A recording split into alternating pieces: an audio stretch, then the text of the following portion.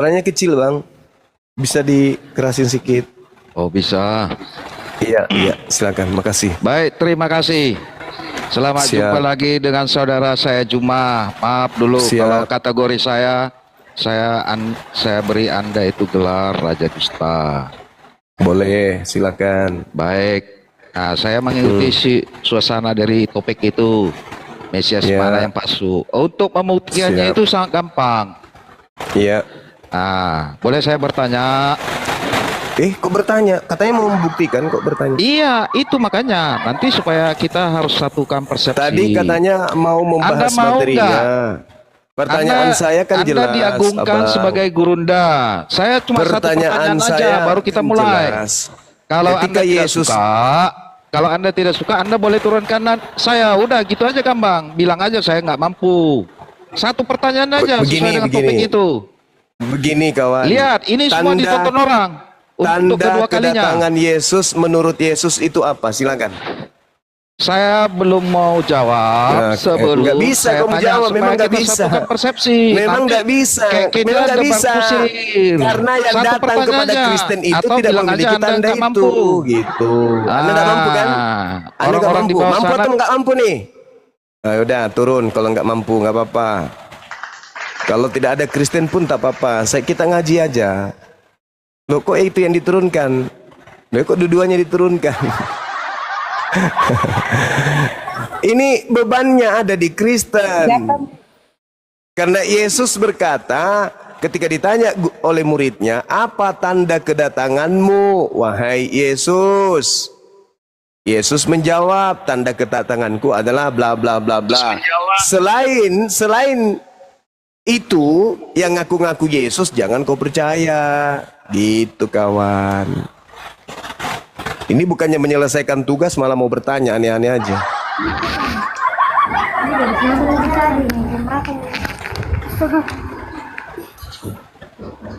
Ya, selamat siang Bang Opsan. Ya, S788. Selamat siang menjelang sore. Bang Opsan. Ya, S788. Selamat siang menjelang sore, Bang. Nah. Baik. Bang Opsan. Silakan saudara, silakan. Pertanyaan bahasan kita itu terkait dengan Mesias palsu yang datang setelah Yesus. Gini aja lah, Bang. Iya. Kalau soal argumen, mungkin Anda lebih hafal Alkitab. Yang saya tidak bisa habis pikir, Bang. Iya. Anda begitu pandai membuat suatu narasi dari satu ayat Bapak baca itu, lalu analisanya terlalu canggih. Yang saya maksud di sini, kalau soal argumen saya akui, saya terus terang salut sama pribadi Anda, jujur aja. Cuma saya kadang-kadang kalau saya ngomong, kawan-kawanmu langsung salah paham. Yang saya maksud begini, sebagai anak muda lah ya, kamu jauh daripada umur saya. Tetapi narasimu soal argumen, saya akui semua orang Kristen kau libas semua. Tetapi jangan bohongi hati nuranimu bahwa apa yang dinarasikan Bang Juma itu, soal penyesat itu ada di zaman abad 7. Itu loh Bang. Yang datang kepada murid Yesus itu adalah orang yang hidup di abad ke-7 gitu maksudnya? Bukan maksudnya. Penyesat itu datang, tanda-tanda palsu itu loh Bang. Saudara cepat pakai akal napa? Pakai akal. Yesus berbicara dengan orang yang hidup di abad pertama. Apakah orang yang hidup di abad ke-7 datang ke abad pertama gitu maksudnya? Tidak, bukan gitu. Jangan dibalik, tidak. Lalu kenapa Anda mengatakan di abad ke-7? Terlalu jauh kepala Anda ini sudah kempes ya, kepala kempes. Itulah. Yesus berkata, sabar. Yesus berkata kepada muridnya, Bani Israel, waspadalah supaya jangan kamu. Masa orang yang abad ke-7 datang ke kamu? Hei kawan, jangan curhat. Pakai ilmu apa? Supaya jangan disesatkan mereka yang telah. Ya kan itu loh. Supaya yang datang sekarang begini saudara, yang datang kepada murid Yesus Paulus atau Nabi Muhammad? Loh, Rasul Paulus mengikut ajaran Yesus. Apa yang salah, Bang? Yesus itu, anak Maria itu manusia atau bukan? Loh, manusia, betul. Manusia. Yang datang kepada Paulus mengajarkan Injil kepada Paulus manusia atau bukan? Loh, dalam setelah kan gini loh, Bang. Yesus itu dalam tubuh kemuliaan, bukan lagi manusia seperti kita ada manusia ini. Itulah mulai pakai jurus kan? Mulai pakai jurus penyesat kan? Yesus itu manusia. Yang datang kepada Paulus bukan manusia. Meskipun nama sama, tapi oknum berbeda. Dia satu manusia, satu bukan manusia. Sudah terangkat ke surga, Piye toh? brother. Mulai jurus, jurus Anda karisteng kalau keluar. baca itu Johannes. Jurus Jangan karisteng. satu ayat dibaca, bro. Jadi coba Anda tunjukkan kepada saya setelah Yesus terangkat ke langit, dia bukan lagi manusia. Coba. Brother. Di mana dalilnya? Loh, semua ayat itu sudah tubuh kemuliaan dia ketelah dia diangkat Itu. dalam kebenaran. Yang saya tanya, di mana dalilnya setelah Yesus terangkat ke langit, dia bukan lagi anak manusia? Makanya itulah selisihnya kawan muslim dengan kami, brother. Itu loh. Saya kan bertanya, saudara. Tadi Anda menilai isi argumen saya. Giliran saya bertanya, mana buktinya setelah Yesus terangkat dari bumi dia bukan lagi manusia? Apa yang Anda katakan sekarang? Gak bisa. Kalaupun Anda mengatakan ada dalil, akan dibantah oleh Bible itu sendiri. Yesus datang sebagai manusia, 2 Yohanes 1 nomor 7.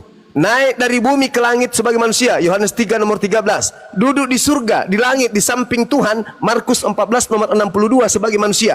Turun sebagai manusia, Matius 16 nomor 27. Menghakimi sebagai manusia, Yohanes 5 nomor 27. Tetap manusia, Ibrani 13 nomor 8. Yesus menaklukkan dirinya sebagai manusia, 2 Korintus 15 nomor 28. Lalu kapan Yesus bukan manusia? Kapan? Nah, sekarang gini. Oke, udah hafal kawan ya.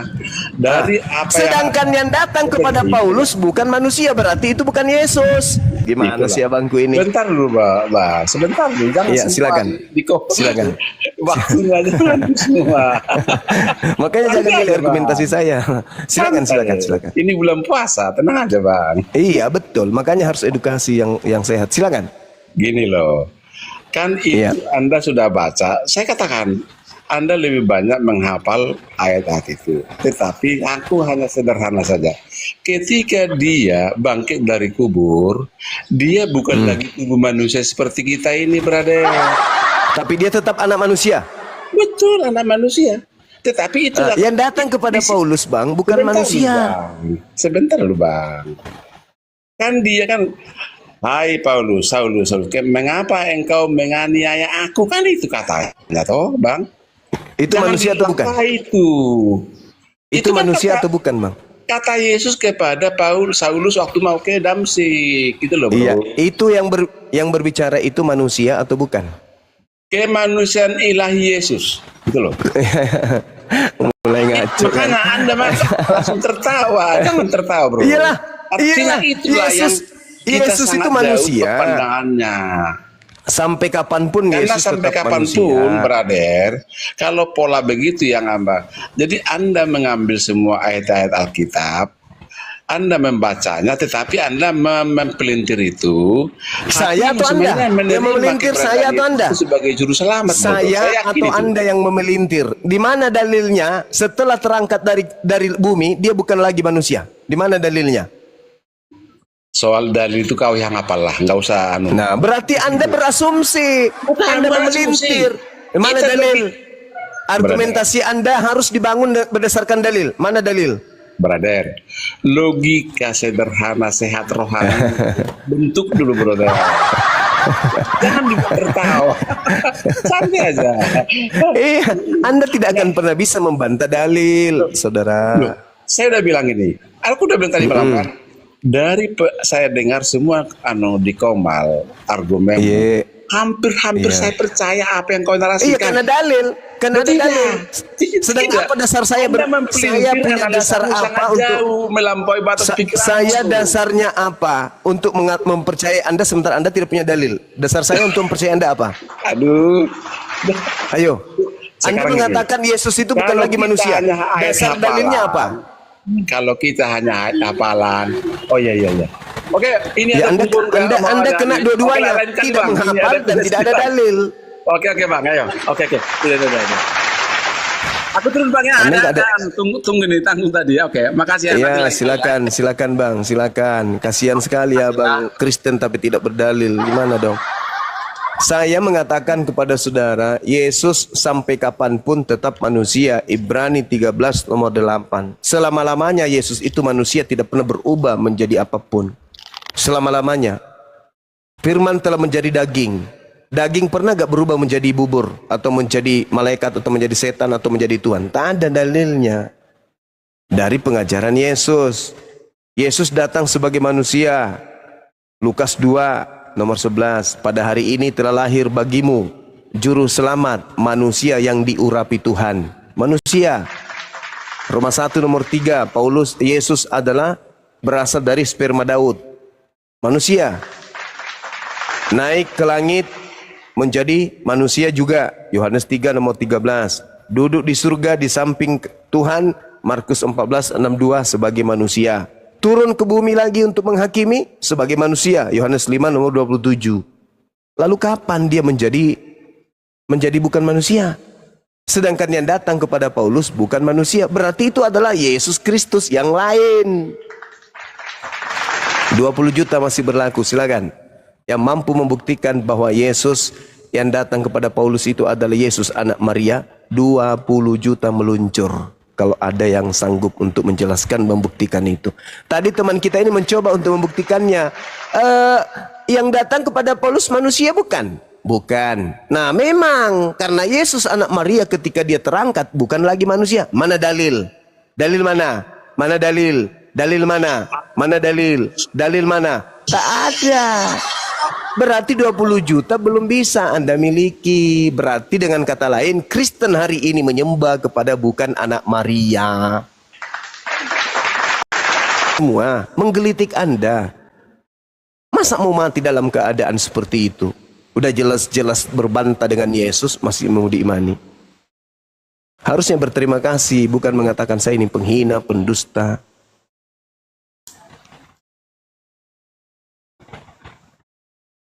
Ayo teman-teman yang ingin kemudian diskusi baik, silakan. Disapa Dinda Nadia. Manjet, selamat siang.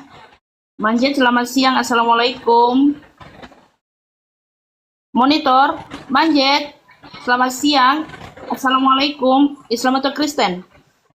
Gigin, Assalamualaikum.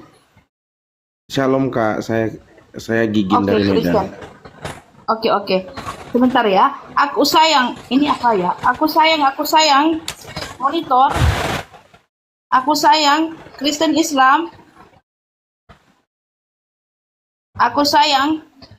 Ada suaranya dong monitor. Oke, saya turunkan ya. Manjet, saya turunkan ya kalau nggak ada suara ya. Oke, silakan Bang Gigin sama gurunda kami Bang Juma. Selamat sore Bang Juma. Sore saudara. Jadi Silakan. saya umat Kristen yang kurang begitu mengerti soal Alkitab ya. Saya datang kemari juga karena saya penasaran begitu dengan pernyataan dari Bang Juma. Tadi Bang Juma mengatakan soal naiknya Yesus Kristus itu sebagai manusia ke surga, benar? Iya, dia naik ke langit sebagai manusia, tidak pernah berubah Bang. Oke, maaf ya Bang Juma, saya belum begitu mengerti soal agama yang saya anut, tapi saya mempercayai bahwasanya Allah Bapa itu yang di sorga adalah utusan dari Allah Bapa itu mengutus Yesus Kristus ke bumi untuk menebus dosa manusia. Itu yang saya percayai. Maaf ya Bang Juma, saya bukan mengajari, bukan juga menggurui. Jadi pertanyaan saya begini Bang Juma, bagaimana caranya Yesus itu sebagai manusia naik ke surga menurut agama yang Bang Juma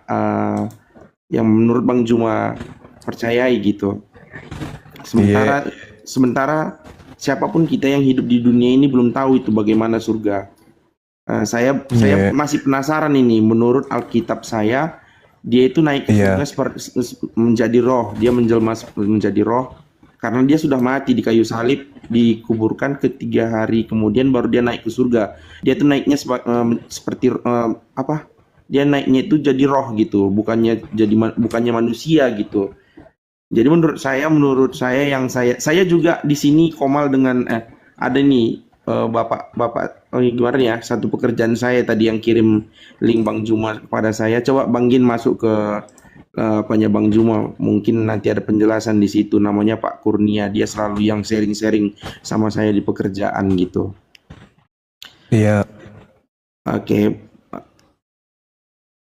Gimana Bang? Ya Bang Juma, saya bukan mau menggurui, saya mau tahu apa bisa sebagai manusia yang kayak seperti Bang Juma bilang bisa naik ke surga gitu.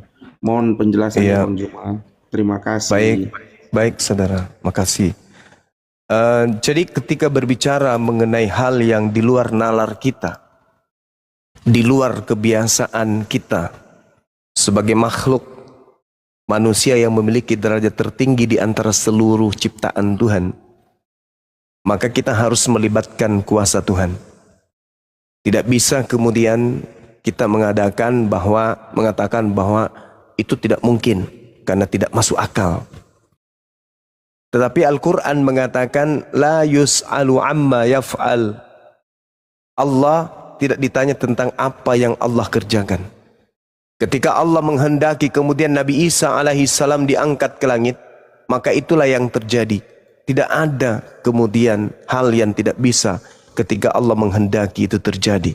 Barrafa'ahullahu ilaihi wa kana Allahu azizan hakima. Allah mengangkat Nabi Isa. Diangkat ke langit Nabi Isa itu. Lalu kemudian Anda mengatakan bagaimana itu bisa terjadi? Allah yang menghendaki, bukan Nabi Isanya yang mau terangkat. Kalau Nabi Isa yang mau naik ke langit itu mustahil. Karena Nabi Isa manusia. Tetapi karena pencipta langit dan bumi, sang pengutus menginginkan dia terangkat ke langit, maka itulah yang terjadi. Coba sedikit Anda melihat di dalam kitabnya Yahudi, di kitab Mazmur, data nomor 16-nya. Dengan panjang umur akan kukenyangkan dia, dan akan kuperlihatkan kepadanya keselamatan daripadaku. Ini cerita ketika kemudian ada sosok hambanya yang ingin dibunuh kemudian, lalu diangkat oleh Allah ke langit. Dan ini adalah Nabi Isa alaihissalam. Kalau dalam pandangan umat Islam. Kalau di Kristen ini adalah untuk Yesus. Iya, silakan.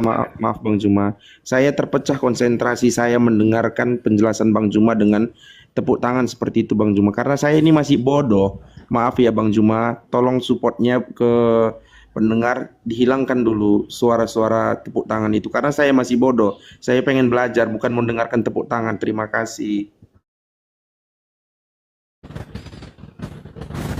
Baik, jadi gini, Yesus ketika dicobai oleh iblis, iblisnya berkata kepada Yesus di dalam Lukas 4.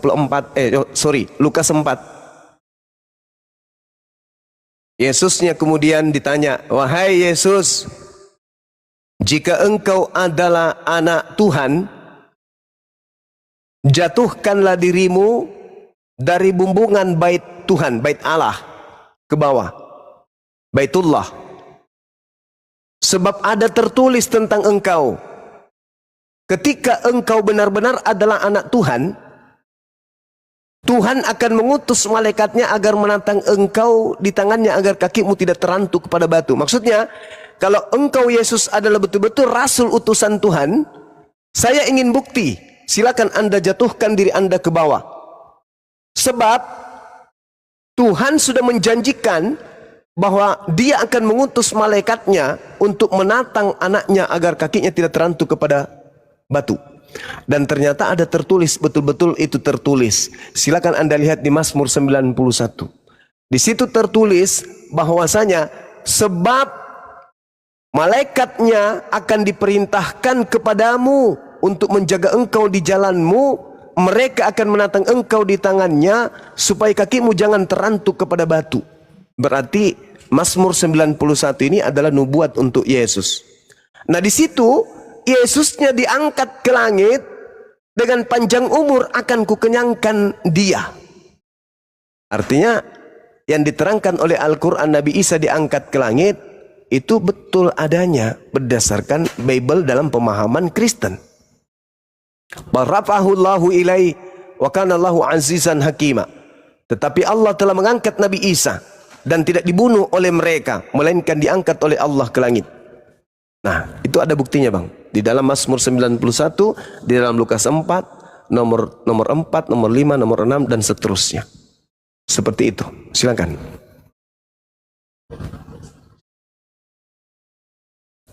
Bang Juma, maaf ya.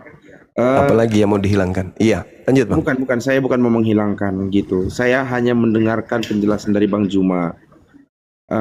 Begini, Bang Juma.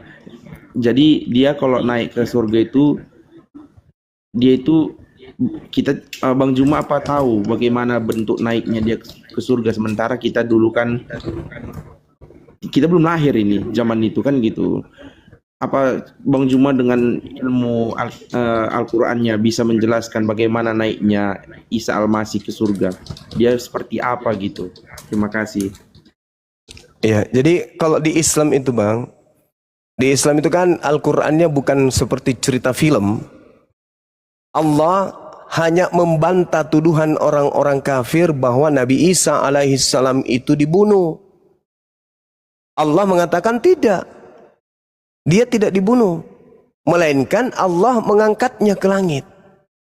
Nah, terkait dengan cerita-cerita bahwa dia diangkat ke langit, itu tidak dijelaskan dalam Al-Quran. Bahwa naiknya ke langit itu seperti apa dan seterusnya, itu tidak ada diceritakan dalam Al-Quran. Yang pasti Al-Quran datang membantah tuduhan bahwa Nabi Isa alaihissalam itu dibunuh. Itu, Bang. Harusnya pertanyaan-pertanyaan seperti ini itu dipertanyakan kemudian kepada pihak Kristen. Kenapa? Bertaburan dalil di dalam Bible yang menceritakan Yesus terangkat ke langit. Langit terbelah, lalu kemudian dia terangkat ke langit. Lalu orang-orang banyak melihat Yesus duduk di samping kanan Tuhan Bapa.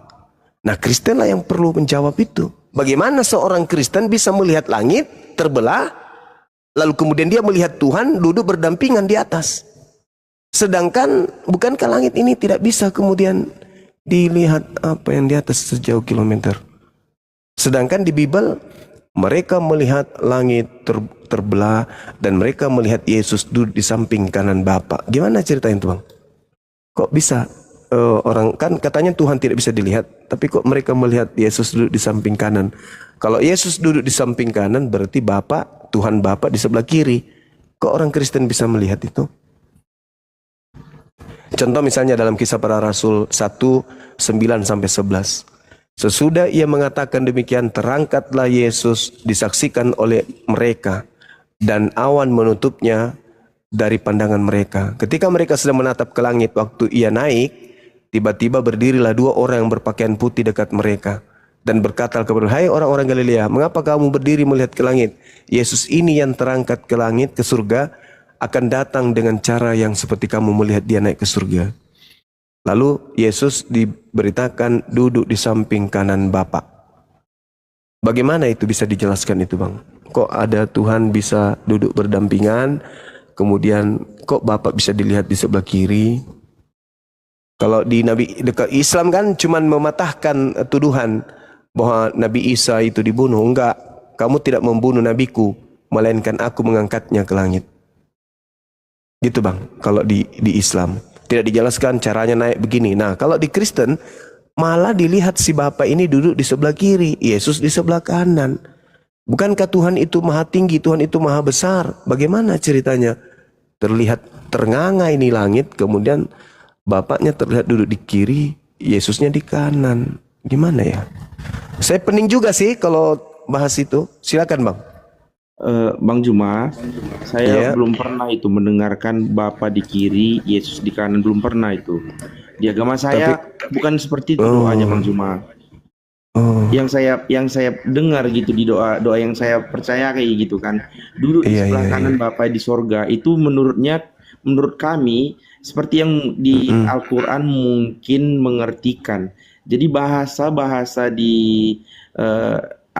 manusia menuju Tuhan menurut saya itu diartikan bagaimana dengan yang baiknya. Begitu mungkin menurut saya, Bang Juma. Saya ini masih rendah ilmunya, Bang Juma. Bukan saya itu maksudnya tidak mempercayai Tuhan, gitu kan. Tapi yang saya juga sering masuk itu ke roomnya Kak siapa? Mikana. Belakangan ini saya mendengarkan juga Mikana, tapi saya tidak ya maaf ya. Saya pun sebagai umat Kristen tidak cocok dengan pernyataan Kak Mikana itu yang menyatakan bahwasanya Yesus itu menciptakan langit dan bumi. Menurut saya dari SD saya itu belajar agama yang diterangkan di situ bahwasanya Allah Bapa yang menciptakan langit dan bumi, bukan Yesus. Nah, di situ Tuhan Yesus itu disebut dengan Tuhan karena pengikutnya itu percaya dengan Tuhan, percaya dengan Yesus, makanya manusia menafsirkan bahwasanya Yesus itu adalah Tuhan seperti segambar dengan Allah Bapa yang di sorga, karena satu pun manusia belum pernah menjumpai Bapa yang di sorga, bahkan Yesus sekalipun belum pernah menjumpai pada saat itu Bapa di sorga.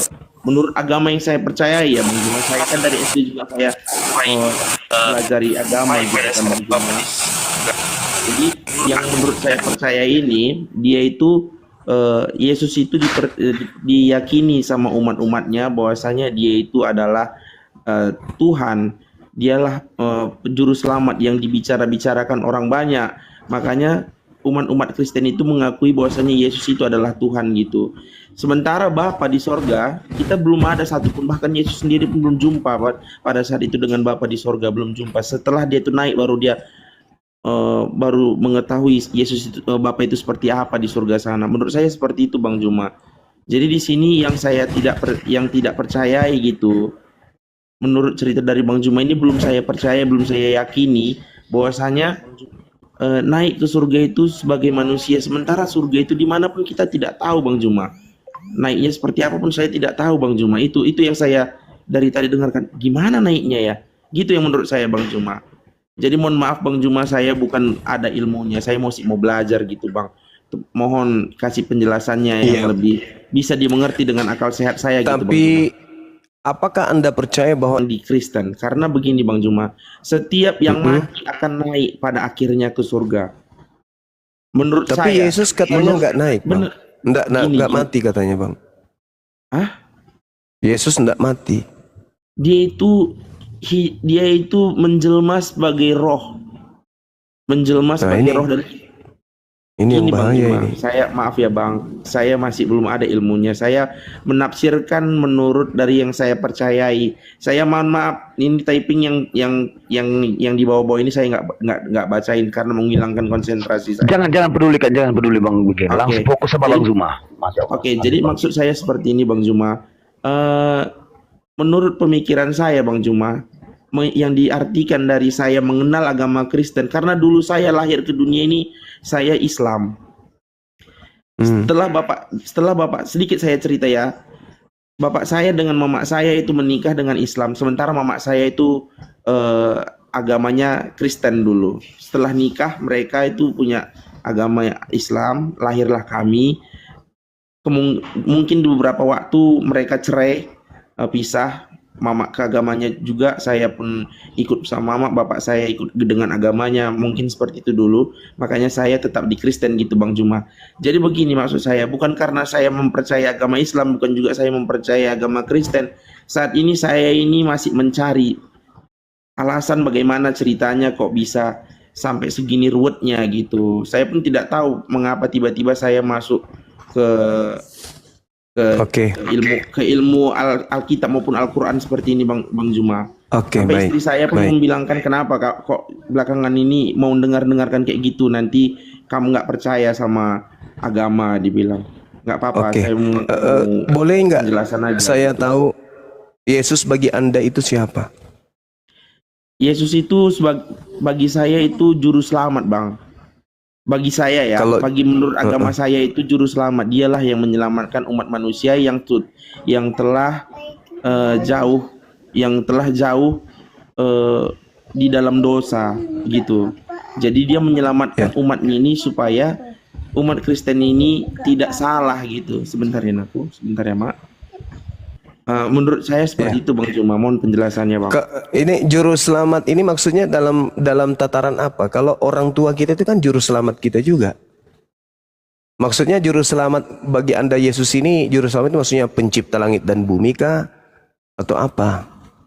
Atau dia hanya manusia utusan Tuhan? Gini Bang Juma, yang saya tahu Allah Bapa yang ada di sorga sana, yang kita tidak tahu bentuknya seperti apa, dia itu mengutus anaknya anaknya yang tunggal lahir menjadi manusia melalui perawan Maria. Kenapa Maria dibilang perawan sementara dia itu sudah mempunyai suami? Karena perawan Maria ini dinyatakan tidak bisa mempunyai keturunan sampai dia itu sudah tua. Tidak mungkin lagi, dia sudah monopos dalam ceritanya itu. Jadi dengan karunia Tuhan, dia itu menghendaki bahwasanya Yesus itu akan lahir dari seorang perempuan yang bernamakan Maria dengan umurnya segitu yang tidak mungkin lagi tidak mempunyai keturunan. Tapi dia itu dengan kuasa Allah Bapa tadi itu dia memberikan apa? Dia memberikan apa namanya ya? Memberikan ya gimana bilangkan menjelaskannya? Intinya Yesus ini cuma ciptaan atau pencipta? Yesus ini? Dia ini gimana Bang? Ciptaan atau pencipta Yesus ini? Ciptaan manusia gitu. Iya, Yesus ini ciptaan Tuhan atau dia adalah pencipta itu sendiri? Oh, saya tidak mengerti pengertian maksud Bang Juma ini. Yang Tuhan jelas, itu kan cuma satu. Tuhan itu satu atau ada banyak Tuhan menurut saudara saya ini? Oh, menurut saya Bang Juma, Tuhan itu cuma satu. Tuhan itu yang kita percayai. Kalau ya, yang mana yang satu itu? Yesus atau Bapa? Bagaimana Bang? Bapa. Yang satu itu Yesus atau Bapa? Menurut saya Tuhan itu Bapa di sorga. Berarti bukan Yesus ya? Yesus itu kita mempercayai dia, bahwa melalui dialah kita sampai ke sorga. Berdoa kita itu kita maksud Anda kita itu maaf Bang kita Juma. yang maaf Bang Juma, jangan kunci omongan saya karena saya belum mengerti arti ucapan Bang Juma ini. Saya pun maaf, saya ini ibaratnya domba yang tidak mempunyai domba itu cuma Bani Israel Bang. Kita bukan domba. Kalau ada orang di luar Israel ngaku domba, itu serigala nyamar. Oke Bang Juma, saya yang merasa saya seperti domba yang tidak punya gembala. Maaf Bang Juma, saya ini merasa diri saya saat ini seperti domba yang tidak mempunyai gembala, yang tidak mempunyai tuan. Oke, baik. Yesus itu gembala untuk siapa? Gembala menurut untuk Yesus umatnya. Ya, siapa umatnya Bang? Umatnya itu adalah orang yang percaya akan Tuhan Allah Bapa di sorga. Bahwasanya semuanya orang. Bagi yang percaya dengan Allah Bapa di sorga. Ingat gak cerita ketika ada seorang ibu yang percaya kepada Yesus tapi dia cuma dianggap sebagai anjing? Oh, saya belum sampai situ Bang. Nah, itu ceritanya di Matius 15 tuh. Ketika ada seorang perempuan yang datang kepada Yesus, percaya sepercayanya kepada Yesus, apa kata Yesus?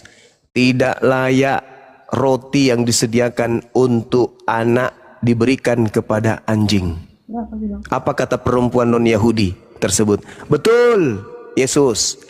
Tapi bukankah anjing makan sampah yang jatuh dari meja tuannya? Apa kata Yesus? Besar imanmu ibu.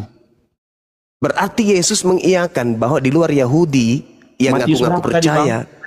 Matius 15 nomor 22, 23, 24, 25. Matius 15 ayat 24, 22, 23, 24, 25. Ya. Di situ ada seorang perempuan yang datang kemudian kepada beliau. Ketika dia menyingkir di Tiros, di Sidon, ada perempuan Kanaan datang kemudian dia katakan gini, kasihanilah aku, wahai Tuan, anak Daud, karena anakku perempuan ini kerasukan setan dan sangat menderita. Tetapi Yesus sama sekali tidak menjawab wanita tersebut. Lalu murid-muridnya datang dan meminta kepadanya, suruhlah ia pergi. Ia mengikuti kita dengan berteriak-teriak. Sehingga Yesus ketika diperintah oleh muridnya, Yesus suruh dia pergi perempuan ini. Jawab Yesus kemudian kepada perempuan itu, aku diutus hanya kepada domba-domba yang hilang dari umat Israel. Itu adalah orang yang bertemu langsung dengan Yesus. Tapi Yesus mengatakan, aku diutus hanya kepada domba yang hilang dari umat Israel. Sedangkan mohon maaf, saudara Gigi Bani Israel enggak? Apa Bani Israel? Hah? Dari suku mana abang ini? Saya suku Karo. Wah, ya. Sorry. Hus, jangan tertawa. Hus. Saya suku Israel itu hanya 12 suku, Bang. Tidak ada suku Karo dari anak Yakub. Sedangkan Yesus diutus hanya kepada ke-12 suku tersebut. Bang Juma, gini loh, Bang Juma nanya seperti itu. Saya pikir secara manusiawi saat ini saya mempunyai suku apa, makanya saya bilang saya suku Karo gitu, Bang. Saya ini orang bodoh, Bang Juma, bukan orang pintar. Jangan mengatakan bodoh. Selama Anda ingin belajar, itu adalah orang pintar. Jangan menertawai kebodohan saya. Gitu, sorry, saya minta maaf. Jadi gini kawan, Yesus mengaku, aku diutus hanya kepada domba yang hilang. Dari mana? Dari umat Israel. Saya bertanya, apakah Anda umat Israel? Anda mengatakan iya. Hah? Saya umat Israel. Yang disebut umat Israel itu Bani Yakub, keturunan Yakub. Israel itu anak Yakub, anak Nabi Yakub. Anda orang Karo. Bagaimana ceritanya itu, Bang? Nyambungnya di mana itu, Bang? Gini Mas, ini Bang, menurut saya karena saya mengakui saya Israel gitu kan, karena saya Kristen gitu Bang. Oh, nggak bisa, Kristen dengan Israel itu berbeda. Bukan satu itu. Bani Israel itu, Bani itu artinya apa? Itu bahasa Ibrani. Bani dari kata Ben. Ben itu artinya anak jasmani. Anda bukan anak jasmani, bukan anak biologisnya Yakub. Berarti Anda nyamar. Gitu saudara. Nah, Yesusnya mengaku, aku diutus hanya kepada domba yang hilang dari umat Israel. Anda bukan umat Israel. Oke. Silakan.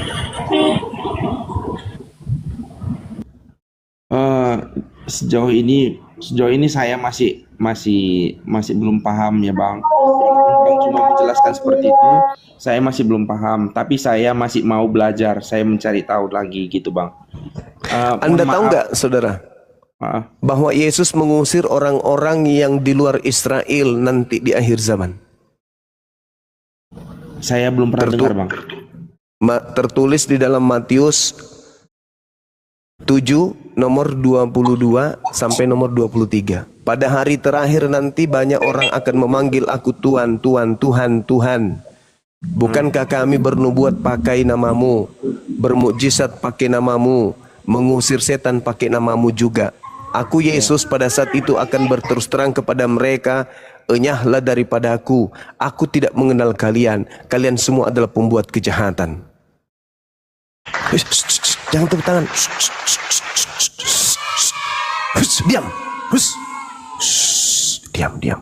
Oke, jadi Yesusnya mengusir Bang. Orang-orang di luar Yahudi diusir sama Yesus, termasuk Anda. Itu dalil di dalam kitab Anda tuh, di Matius 7 nomor 22 sampai nomor 23. Yang memanggil Yesus Tuhan adalah Kristen. Yang bernubuat pakai nama Yesus Kristen. Yang mengusir setan pakai nama Yesus Kristen. Yang bermujizat pakai nama Yesus Kristen. Kristen diusir oleh Yesus Bang. Perih itu Bang. Tapi mau kayak mana lagi?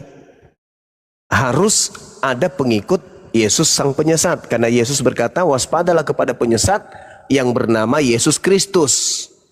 Masya Allah, Bunda Milan tidak kapok-kapok juga ternyata. Jadi gitu. Makasih Bun. Barakallahu fiik. Menurut Abang, ya gimana? Jadi menurut Abang Yesus Kristus itu menyesatkan bagi umatnya. Yesus Kristus yang datang kepada Kristen itu bukan anak Maria Bang. Bukan utusan Tuhan yang datang ke tengah-tengah Bani Israel. Itu Yesus yang berbeda. Itu Yesus palsu itu, yang kalian sembah itu yang Bang, palsu itu. Bang, ya. Gini Bang.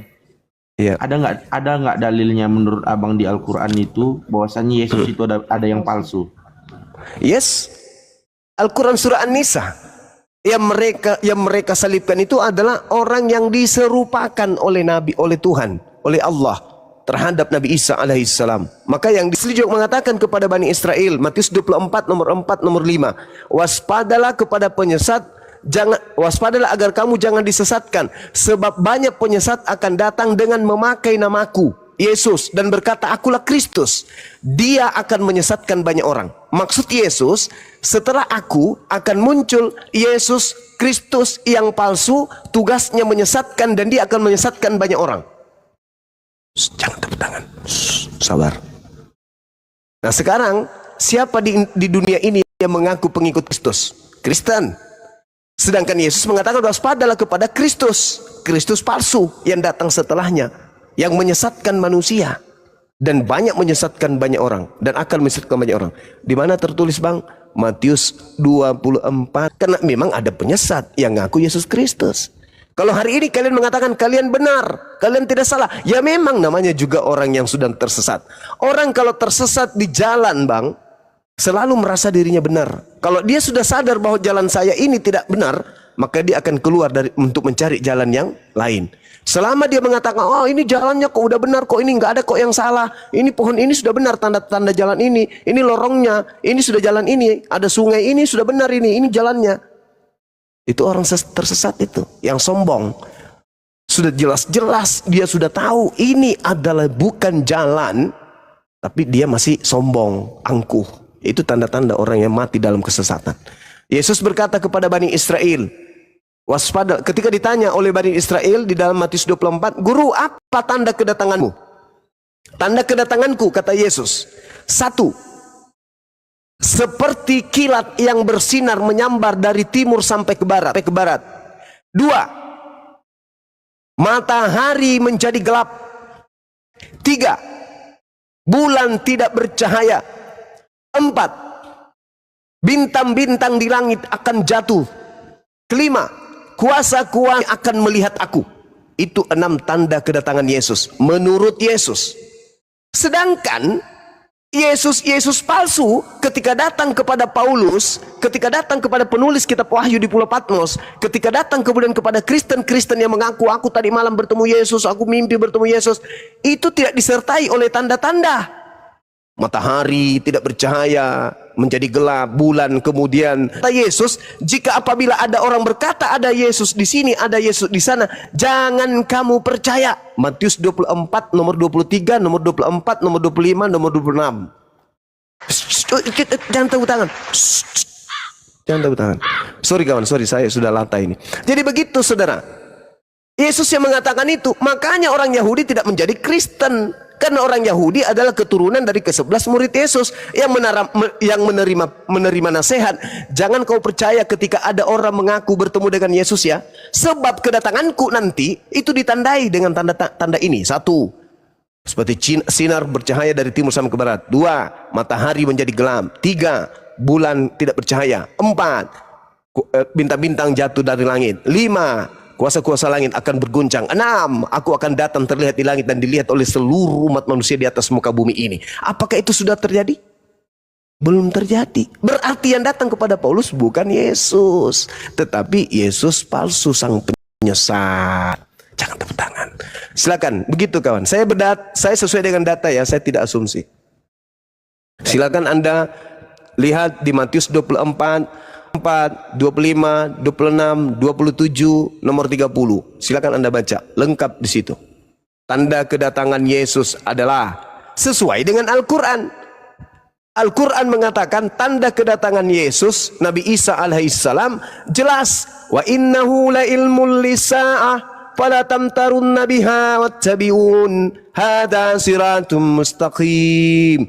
Dan sungguh Isa ketika datang benar-benar menjadi pertanda akan datangnya hari kiamat. Itu betul. Matius 24 nomor 27 nomor 30. Al-Quran tidak salah. Nah, sedangkan yang datang mengajarkan Kristen menjadikan orang Romawi, orang Yunani, orang Belanda, orang Barat menjadi Kristen, tanda-tanda itu tidak ada di situ. Paulus mengatakan dalam Galatia 1 nomor 11 nomor 12, aku menerima Injil bukan dari manusia, tetapi aku menerimanya dari Yesus Kristus. Pertanyaannya, sejak kapan Yesus berubah menjadi bukan manusia? Nah, sedangkan kawan, ketika Paulus mengatakan aku menerima Injil bukan dari manusia tapi dari Yesus, itu sama dengan dia mengatakan Yesus datang bukan sebagai manusia kepada Paulus. Sedangkan di dalam kitab 2 Yohanes manusia, itulah penyesat, itulah antikristus. Jadi Paulus ditanya nih, Paulus sini, kamu duduk. Suma duduk situ, sampingnya Paulus. Nah, kalian berdua aku tanya, Paulus, ya paman, kamu pernah tahu tentang Yesus? Tahu. Dia pernah datang kepadamu. Itu kata Paulus. Oke. Sekarang Bang Suma ditanya. Bang Suma, iya paman. Kamu pernah dengar Yesus? Pernah dengar. Yesus pernah datang nggak kepadamu? Enggak. Yakin Yesus tidak pernah datang kepadamu? Enggak. Kalau Yesus datang kepadaku, kiamat sudah terjadi paman. Karena Yesus mengatakan ketika aku datang, tanda-tanda ini akan menyertai. Apa itu? Bintang-bintang akan berjatuhan, kuasa-kuasa langit akan bergoncang. Apalagi matahari tidak lagi bercahaya tapi gelap, bulan tidak lagi bercahaya. Kiamat? Enggak. Masuk akhir zaman.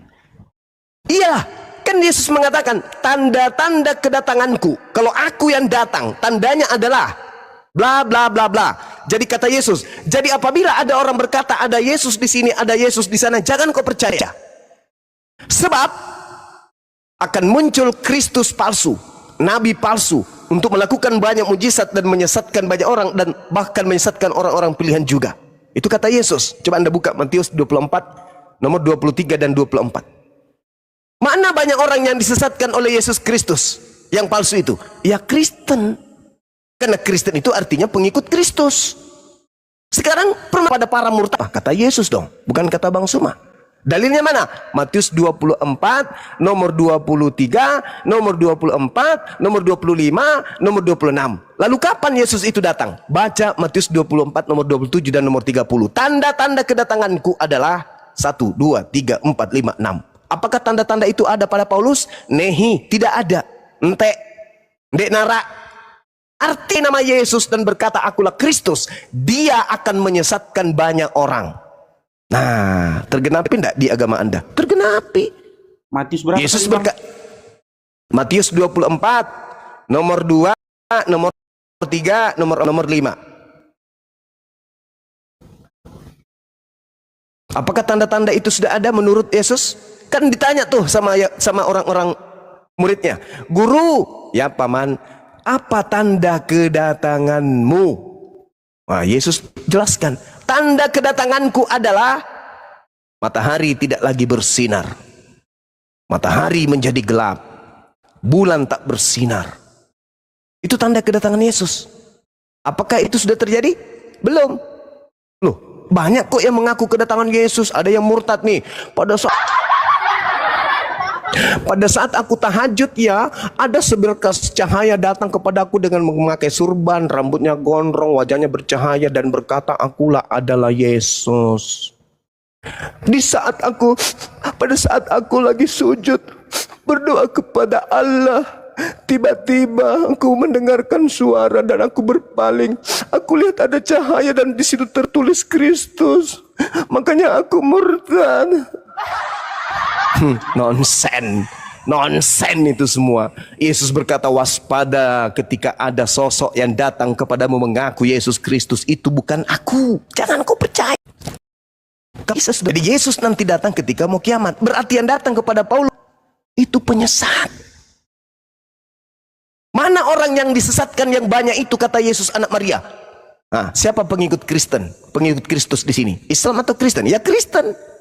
Berarti orang banyak yang disesatkan oleh Kristen, oleh Kristus palsu adalah pengikut Kristus. Siapa mereka itu? Ya mohon maaf, Kristen. Dan aja. Makanya ketika Yesus berkata, aku diutus hanya kepada domba yang hilang dari umat Israel, Ada sosok yang keluar dari goa kuburan berkata, pergilah ke seluruh dunia, jadikanlah seluruh bangsa menjadi pengikutku. Itu siapa? Itu siapa? Siapa yang menginginkan kemudian disembah, diibadahi selain daripada Tuhan? Siapa yang selalu ingin menyamai Tuhan? Bukankah itu iblis? Dan dia berkata di data Matius 28 nomor 18, kepada aku telah diberi kuasa. Bukankah iblis ketika mencoba Yesus di dalam Lukas 4 nomor 6, Yesus, ya iblis, sembahlah aku sus. Kalau kau menyembahku sus, aku memberikan kuasa baik di langit maupun di bumi, sebab akulah penguasa dunia ini, dan aku berhak memberikan kepada siapapun yang aku kehendaki. Itu kata iblis. Itu kata iblis. Tapi dia tidak berhasil mencobai Yesus anak Maria, nggak berhasil. Maka iblis mundur dan menunggu waktu yang tepat. Pada kala manakah, pada saat manakah kemudian waktu tepat itu? Pada saat Yesus Isa alaihissalam sudah tak ada di bumi, maka leluasa sang Yesus palsu, leluasa sang iblis mengaku Yesus. Karena sudah tak ada nabi-nabi, tidak ada nabi di saat itu, tidak ada rasul lagi saat itu, tidak ada nabi. Yesus adalah nabi terakhir untuk Bani Israel. Ketika dia diangkat ke langit, tak ada nabi pegangan sebagai pegangan akidah umat manusia. Maka iblis kemudian leluasa. Mau ngaku Musa juga boleh, mengaku sebagai Elia juga boleh, mengaku Yesus Kristus juga boleh. Iblis mau menyamar seperti apapun boleh. Apesnya, yang percaya bahwa itu adalah Yesus Kristus orang Roma, Yunani. Maka didirikanlah kemudian kekaisaran Romawi. Agama pertama kerajaan mereka yang resmi adalah Katolik. Katolik ini nanti pecah karena diprotes sama orang-orang yang ada dalam Katolik itu sendiri, yang memprotesnya ke ini nggak benar, dia pecah lagi menjadi ini, menjadi itu, menjadi ini, menjadi ini, banyak sekali.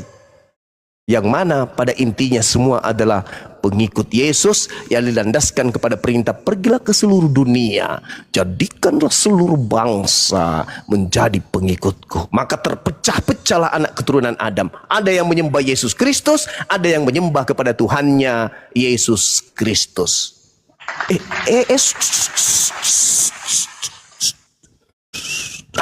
Kamu dibilang jangan tepuk tangan dulu, nanti aja.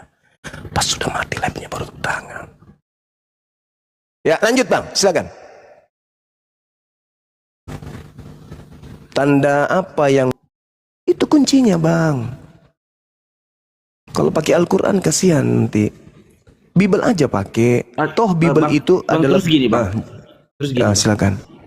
Ya. Jadi maaf nih, aku bukan mau menyinggung soal suku ataupun ras lain maupun agama lain gitu. Silakan Bang.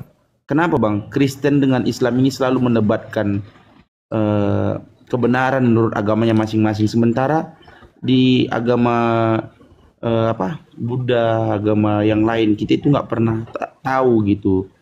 Sementara kita ini sibuk ini menyibukkan gitu. Yang saya penasaran kan, kenapa agama lain nggak diusik gitu? Kenapa agama lain itu nggak dibahas gitu? Kenapa Islam dengan Kristen terus gitu? Oke, baik. Sebelum saya jawab, bantu saya saudara untuk meluruskan. Menurut saudara, orang yang suka palsu-palsuan itu bagus atau tidak bagus? Suka berpalsu ria, bagus atau tidak bagus Bang? Menurut saudara, palsu yang mirip dengan mobil mewah tersebut.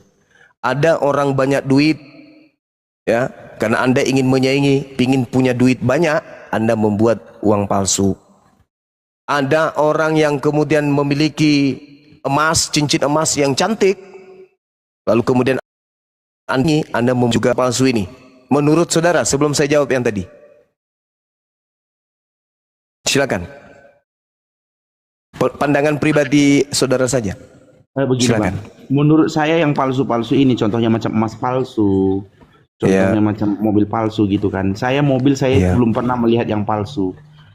Tapi kalau emas banyak juga artinya, walaupun dia itu palsu, tapi padat di Medan ini. Di saat kami tidak punya harta benda, emas palsu itu berguna buat kami untuk mempercantik diri di acara adat tersebut gitu, biar supaya tidak kosong kali gitu, biar ada aja dilihat orang, oh iya masih ada simpanannya seperti itu. Bagus itu Bang kalau nipu orang kayak gitu.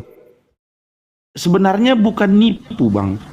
Sebenarnya bukan Loh, nipu. tadi katanya supaya orang lihat bahwa kita punya emas. Kan gitu, Bukan, nipu itu loh. Itu bukan nipu menurut kami, Bang. Kami ada di adat kami itu emas-emas, ada artinya emas-emas. Emas-emas itu pernak-pernik mempercantik diri. mempercantik diri, dan itu bukan emas. Itu Tapi hanya sebuah simbol mempercantik, membentuk menjadi sebuah adat istiadat dia. Contohnya kalau abang pernah lihat adat karo pernikahan itu, dia itu ada di dada perempuannya itu macam kalung yang besar kali gitu. Terus di kepalanya itu pun ada. itu bukan emas ternyata. Itu telah modern. Kenapa Bang. enggak warna ungu? Karena- Kenapa harus menyamai emas supaya dianggap emas sama orang lain? Gini, Bang, adat istiadat orang kita, Bang, adat istiadat orang kita pakai di saat kita itu melakukan pernikahan. Seperti itulah adat kami. Supaya Makanya, dianggap banyak uang, banyak emas. bukan, Bang. Karena gini, bagi kami, Bang, adat istiadat karo itu kan, waktu melaksanakan pernikahan itu, dia itu adalah raja dan ratu satu hari. Jadi kami itu seperti raja dan ratu. Walaupun kami itu berbohong bahwasanya emas-emas yang kami pakai itu adalah palsu. Tapi Berarti itulah bohong itu gunanya. boleh ya? Demi kebaikan menurut saya boleh. Menurut saya yang bodoh ini, Bang. Ya. Oke, saya sudah paham. Baik, saya akan jawab. Jadi ketika Anda bertanya, kenapa Islam dan Kristen ini senantiasa kemudian selalu berdiskusi, berdebat, dan saling mengungguli satu sama yang lain? Yang pertama, agama Kristen itu adalah agama yang diajarkan untuk supaya orang lain menjadi Kristen. Yang tadi yang saya katakan Matius 28 nomor 19, pergilah ke seluruh dunia, jadikanlah seluruh bangsa menjadi Kristen. Itu dulu. Jadi ada misi agung ya, supaya kemudian orang di luar Kristen bisa menjadi Kristen. Jadikanlah seluruh bangsa, itu perintah. Anda harus menjadikan saya menjadi Kristen. Itu perintah. Matius 28 nomor 19. Markus 16 nomor 16, beritakanlah Injil kepada seluruh makhluk. Jadi kalian diperintahkan untuk menginjili kami.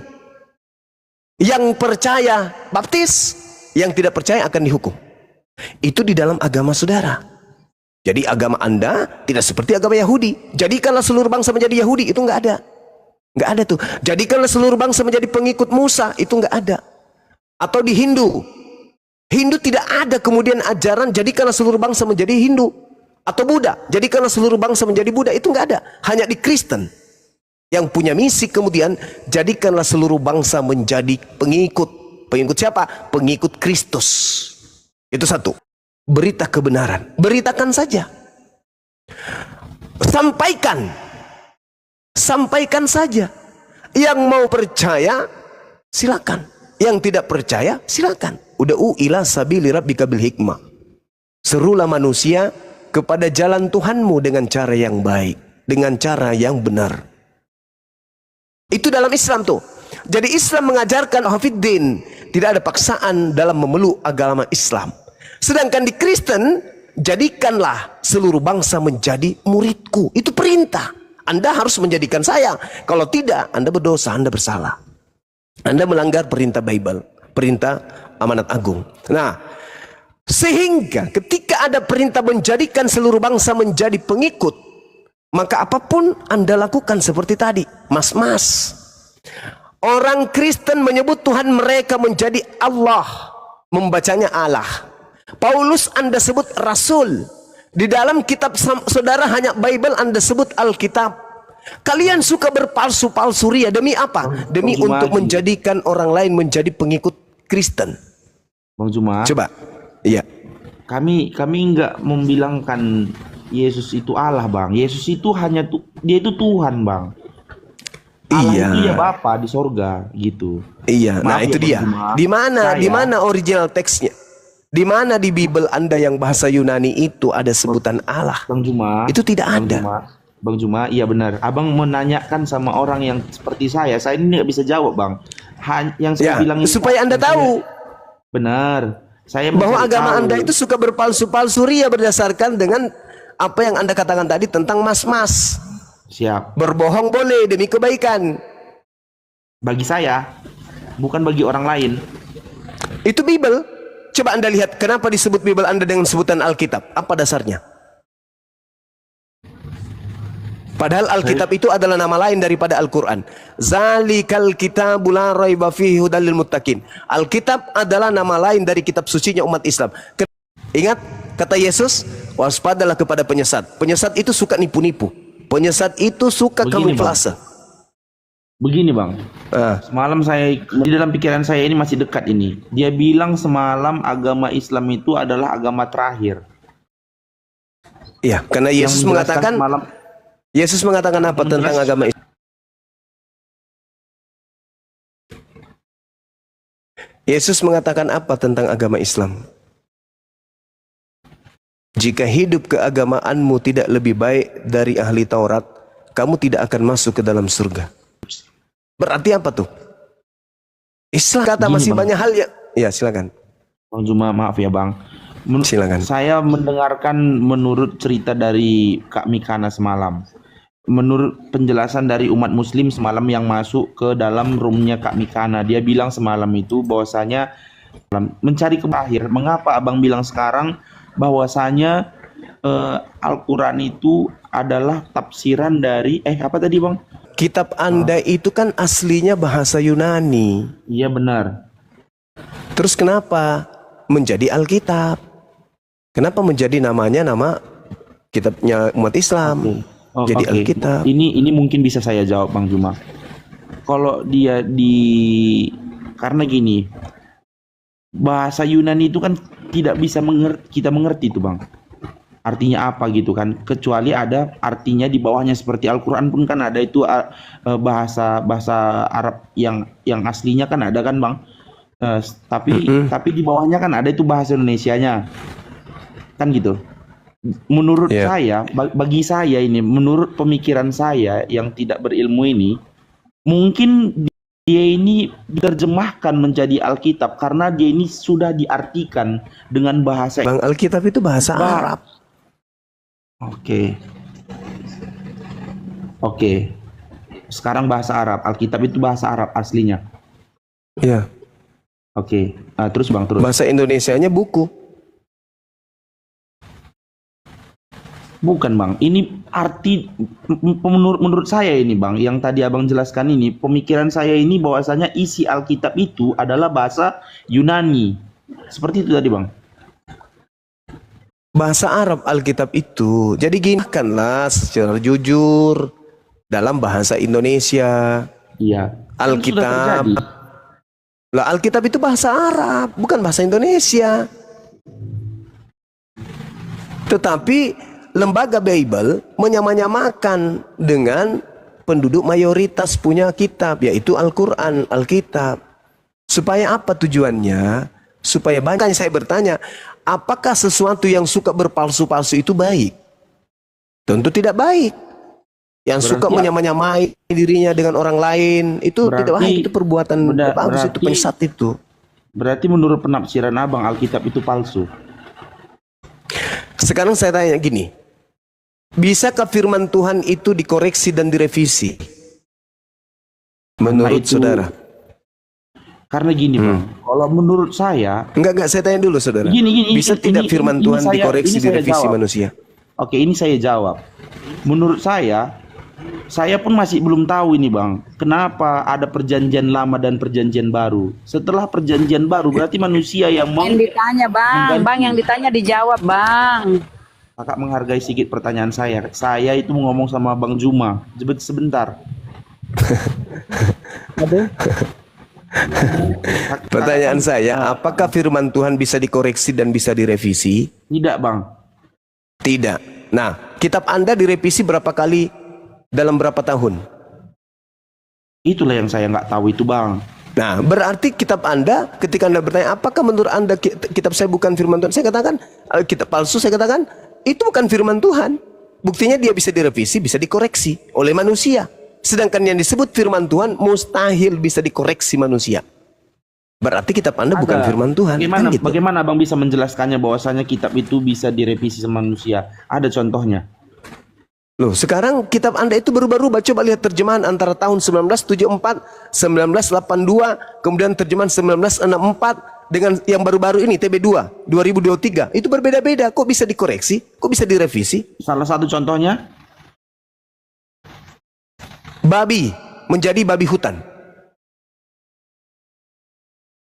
itu ada disebut di ayat mana, Bang? Imamat 11 nomor 7. Oke. Oke, terus lanjut, Bang. Nah, itu buktinya. Tuhan Anda, sembahan Anda disebut Theos. Masuk ke Indonesia berubah menjadi Allah. Kenapa bisa berubah kayak gitu?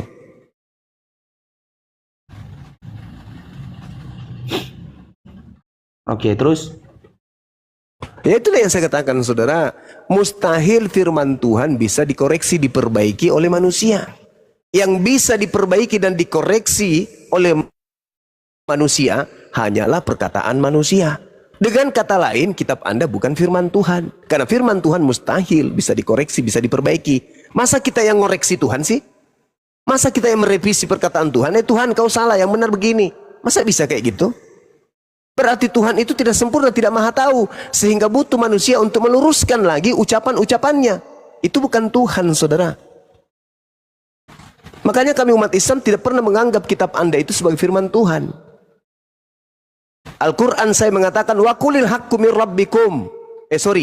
Fawailul lil ladzina yaktubuna al-kitaba bi aydihim tsumma yaquluna hadza min indillah. Celakalah orang yang menulis sebuah buku dan mengatakan itu firman Tuhan padahal itu bukan firman Tuhan. Itulah kitab saudara. Sabar dulu ya. Diambil alih sejenak. Saya ada telepon, ada tamu saya di bawah mungkin. Oke, silakan Bang. Gimana itu Bang? Bibelmu yang kalian anggap kitab suci ini sering direvisi ternyata ya. Berapa versi ya? Versi Seleber, versi